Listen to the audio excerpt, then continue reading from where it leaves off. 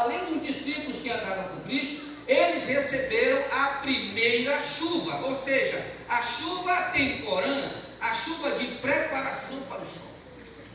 Mas, amigos, entenda bem aqui, que na época que dominava o mundo era o Império Romano. Então, fazendo uma pesquisa, nós teríamos aproximadamente uma pessoa para 400 mil pessoas no mundo, ou seja, praticamente, irmãos, era difícil entender que aqueles homens poderiam alcançar as pessoas daquela época. A probabilidade, a matemática, a estatística parecia impossível. Era praticamente um ali para 400 mil pessoas que estavam naquele cenário. Mas, amigos, entenda uma coisa, que foi uma profecia estipulada aqui por Joel, mas quem estava atrás da profecia era o nosso Deus. Amém, irmãos?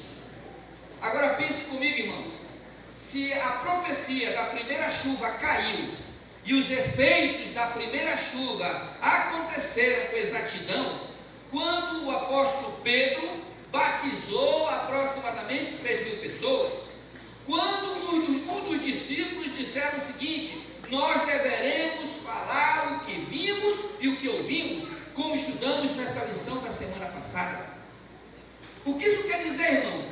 Se a chuva temporã, com a probabilidade matemática, parecia impossível de o evangelho alcançar o coração dos gentios, por que a última chuva, irmãos, que a chuva serôdia, não terá o mesmo efeito?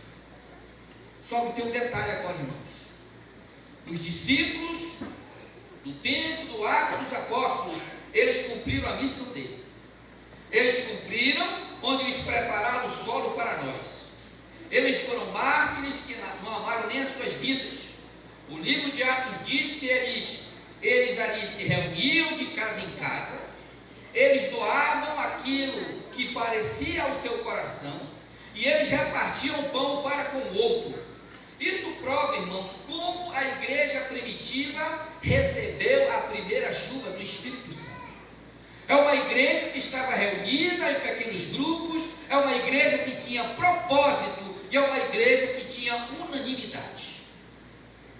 E aí, amigos, se a igreja no primeiro momento, na primeira chuva, ela tinha propósito, ela tinha unanimidade, ela estava unida, que parecia impossível alcançar o mundo, irmãos, mas agora é a nossa vez.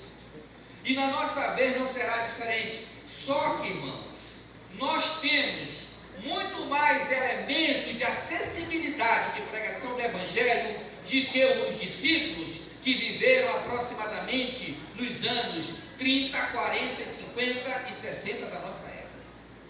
Isso quer dizer, irmãos, que nós temos muito mais aparatos, nós temos muito mais artefatos, nós temos muito mais elementos que nos garantem de que o Evangelho, ele será pregado a todo mundo, mas precisa de pessoas. E agora, irmão, chegou a nossa vez. Os discípulos, na primeira chuva temporã, eles cumpriram fielmente o que o profeta Joel disse. Ele disse que haveria a primeira chuva, e a primeira chuva aconteceu, só que Joel fala de uma última chuva. E agora, queridos, a